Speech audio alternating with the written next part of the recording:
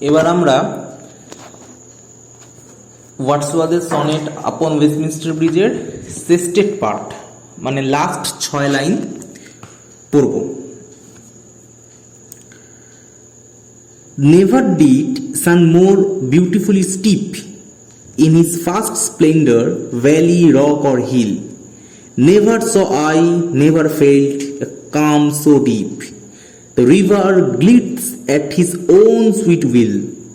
Dear God, the very houses seem asleep, and all that mighty heart is lying still.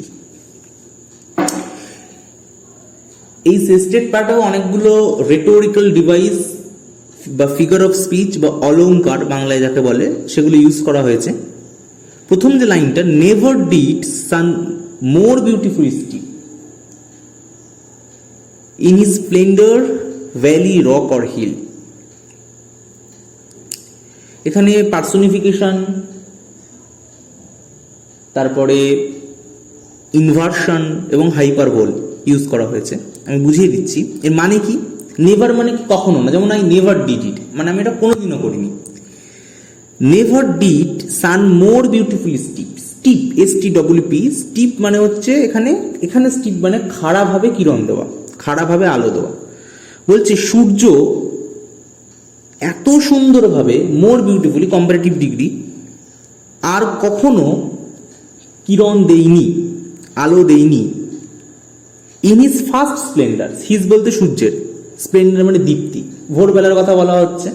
তার একদম প্রথম দীপ্তিতে, মানে সূর্য যখন ভোরবেলায় ওঠে তার প্রথম দীপ্তিতে, প্রথম আলোতে এত সুন্দরভাবে কখনো কিরণ দেয়নি।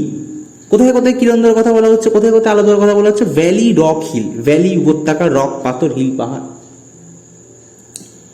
তার মানে ভোরবেলায় ওয়েস্টমিনস্টার ব্রিজ থেকে ভ্যালি, রক, হিল এইগুলোকে এত সুন্দর দেখতে লাগছে, এত স্পষ্ট, এত উজ্জ্বল দেখতে লাগছে যে কবি মনে করছে বা ন্যারেটর মনে করছে যে সূর্য এত সুন্দরভাবে, এত বিউটিফুলি আলো ভ্যালিতে, রকে, হিলে আর বোধহয় কখনো দেয়নি তার প্রথম দীপ্তিতে, প্রথম আলোতে।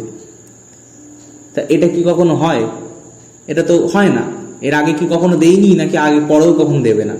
মানে এতটাই মুগ্ধ হয়ে গিয়েছে যে একটু বেশিই প্রশংসা করে ফেলছে। এই বেশি প্রশংসা করে ফেলাকে কি বলে? হাইপারবোল বলে। আগেও বলেছি, HYPERBOLE।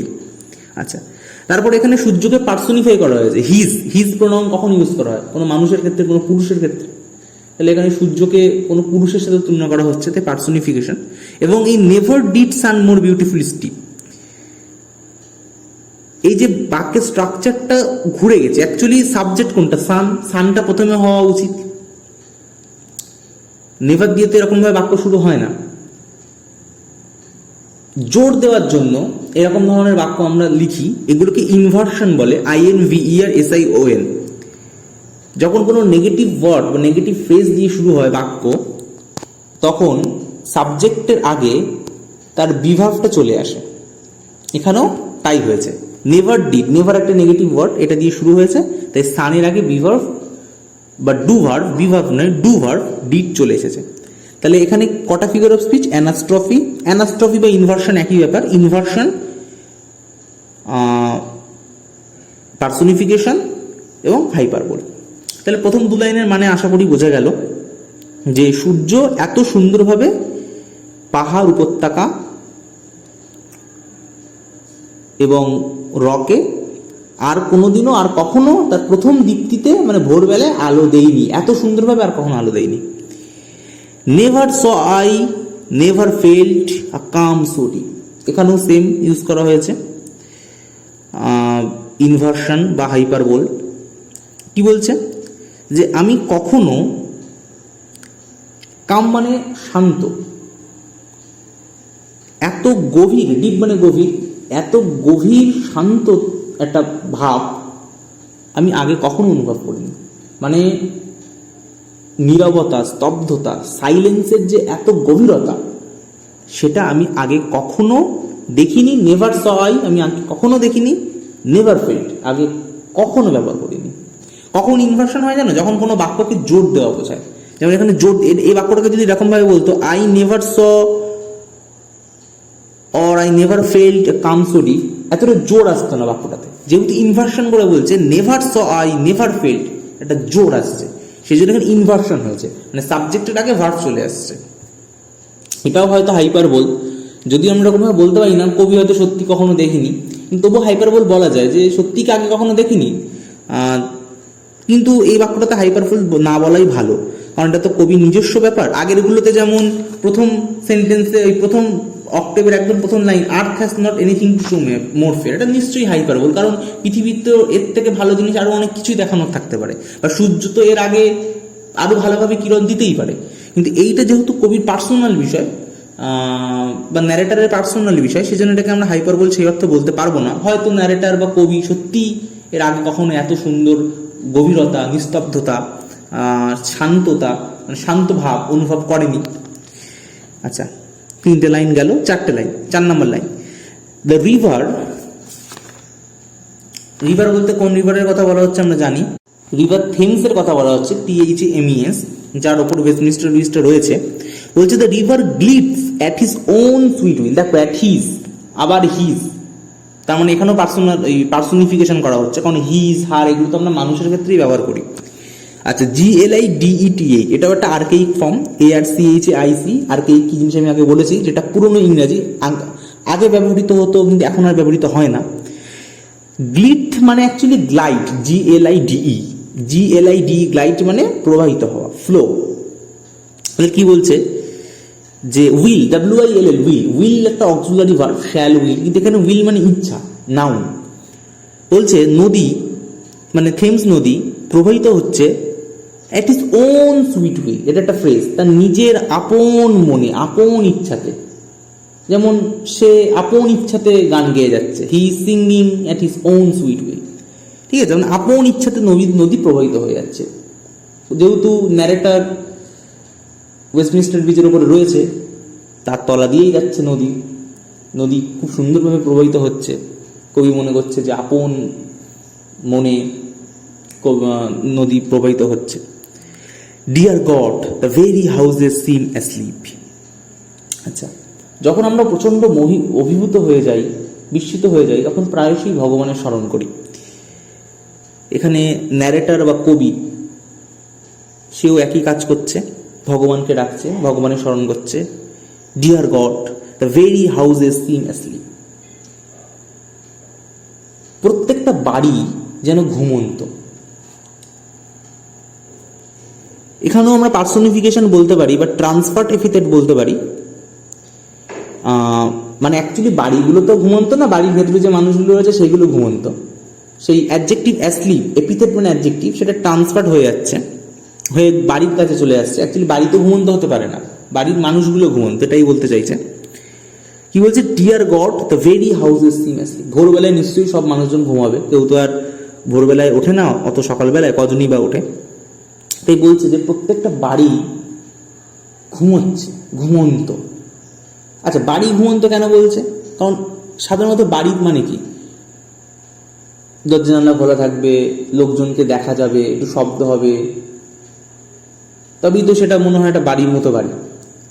কিন্তু ভোরবেলায় কি সব কিছু বন্ধ, নিস্তব্ধ, কেউ কিচ্ছু নেই, যার ফলে কবি মনে করছে যে বাড়িগুলোও যেন ঘুমাচ্ছে, অ্যাকচুয়ালি বাড়ির মানুষজন ঘুমাচ্ছে।